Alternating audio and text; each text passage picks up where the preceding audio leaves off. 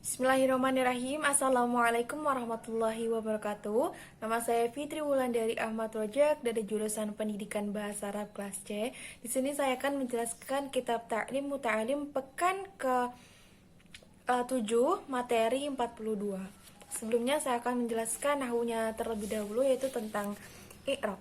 Apa itu i'rab? I'rab adalah perubahan akhir-akhir kata karena berbeda.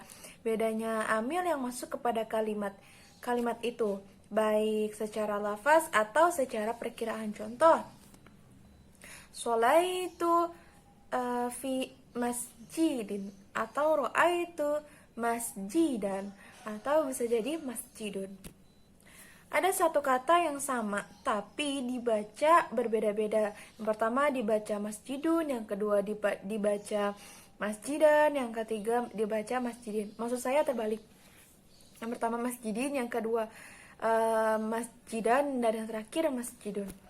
Nah, perubahan akhir-akhir kata dari dun kepada dandin itu namanya i'rab.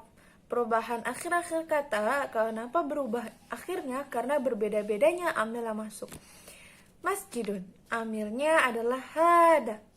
Merupakan hal tersebut disebut mubtada khobar.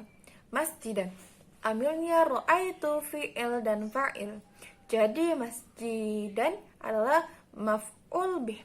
Dan yang terakhir masjidin, amilnya adalah fi'il, jar dan majrur. Kemudian perubahan i'rab itu ada yang jelas, ada yang perkiraan. Apa aja sih yang jelas? Yang pertama masjidin, masjidan, masjidun. Itu bisa diucapkan dan bisa dilihat dan juga bisa ditulis. Maka itu perubahannya lafdhan, jelas. Ini biasanya untuk kata-kata yang huruf akhirnya tidak berhubungan dengan alif maksuf, dengan alif maksurah. Perubahan akhir-akhir kata itu menunjukkan kalimat-kalimat tersebut mu'rab.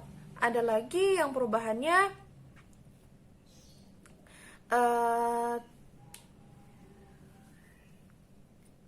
takdiran.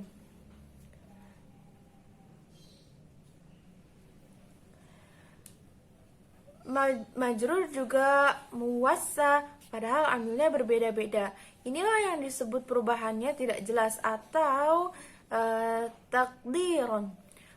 Padahal muwassa, muwassa yang pertama itu menjadi khobar dari khadza, muwassa yang kedua itu menjadi maf'ul bi dari ra'ainu, muwassa yang ketiga itu menjadi majrur dari halamtu ala. Macam-macam i'rab ada 4, ada rafa, nasab, khafat, dan jazm. Inilah yang disebut dengan alamatul i'rab. Apa saja tanda-tanda i'rab asli? Untuk rafa tandanya itu dhamma, untuk nasab itu fathah, untuk khafat itu kasrah, dan untuk jazm itu sukun. Selanjutnya saya akan menjelaskan kitab Ta'lim Muta'alim materinya. Materi 42. Bismillahirrahmanirrahim. Wa 'anin nabi alaihi salatu wassalamu annahu qala salasatun yubghiduhumullahu ta'ala min ghairi jurmil aqulu wal bakhilu wal mutakabbiru. Dari Nabi SAW, beliau bersabda, ada 3 golongan yang dibenci Allah dengan tanda dosa. Maksudnya 3 golongan itu dibenci Allah meskipun tidak berdosa. Siapa itu?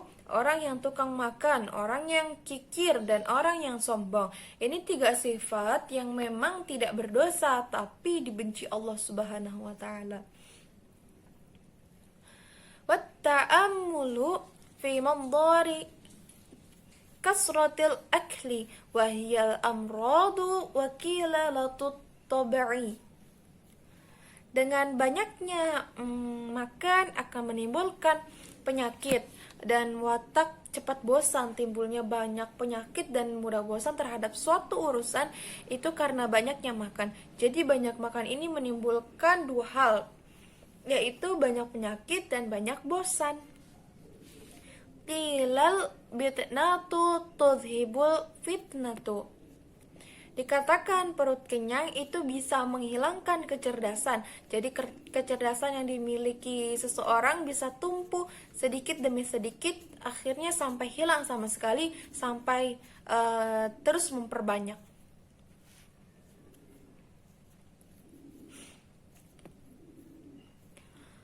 Huki an Jalinusa annahu qala ar-rumanu naf'un kulluhu wassamaku dararun kulluhu. Kata diriwayatkan dari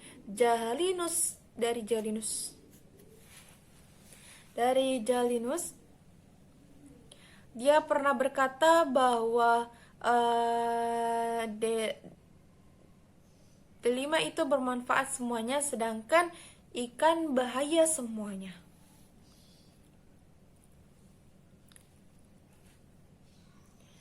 Wa qalilus samaki khairun min katsirir rumani.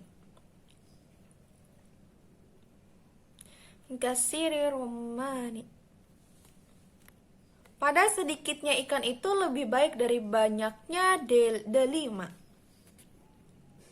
Wa fihi aidan itlaful mali.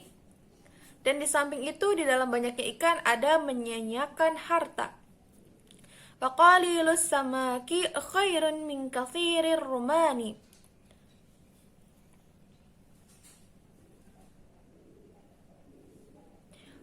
Maksud saya wal aklu fawqa shiba'i dararun mahdun wa yastahiqqu bihil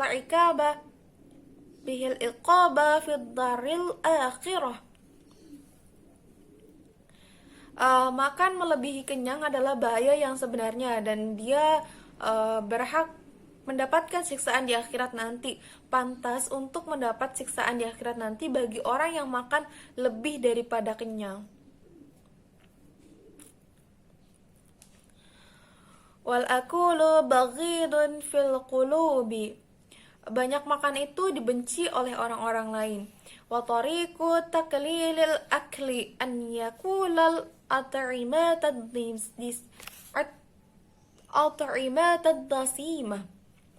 Cara atau metode untuk mengurangi banyak makan adalah sesekali memakan makanan yang berlemak atau makanan yang tidak disukai. Wa yuqaddima fil aklil al-tafa wal ashha wa la ya'kula ma'al ji'ain.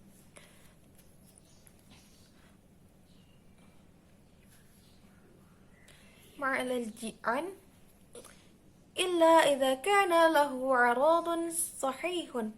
Hendaklah mendahulukan memakan yang lembut dan yang disukai, dan jangan sesekali makan dengan orang-orang yang lapar kecuali jika ada tujuan yang jelas, yaitu fi kasratil akli bi an yataqawwa bihi 'ala siyami was salatil wal a'mali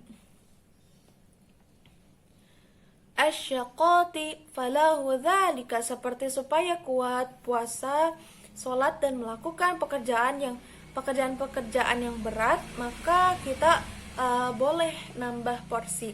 Sekian yang bisa dapat saya sampaikan, kurang dan lebihnya mohon maaf. Wassalamualaikum warahmatullahi wabarakatuh.